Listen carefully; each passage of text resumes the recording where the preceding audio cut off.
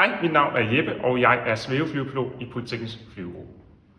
Polyteknisk Flyvegruppe er en flyveklub, der har sin rødder på DTU. I dag er vi ca. 60 medlemmer, hvor en god del af dem er studerende.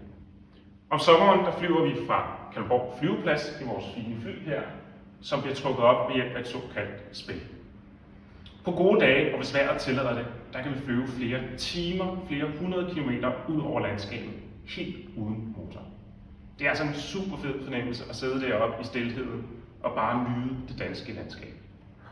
Om vinteren der tager vi vores fly ind på vores værksted, hvor vi skiller dem fuldstændig ad for at tjekke alt igennem.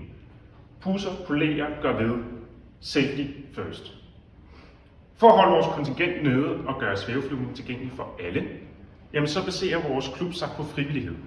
Det gælder både instruktørerne, dem der går og vedligeholder flyene, og de såkaldte materielkontrollanter, som godkender det. Det er sådan, at når man har med fly at gøre, så er det rigtig meget papirarbejde. Det papirarbejde, det udfylder vi herinde i vores frokoststue, hvor vi udfylder vores work orders, vi læser manualer og udfylder alle de dokumenter, der nu ellers skal sendes til godkendelse hos myndigheder. Det er også et rum, hvor vi bruger meget tid socialt. Vi har julefrokoster her, vi har teorikurser her, så det er et rum, der betyder meget for vores klub.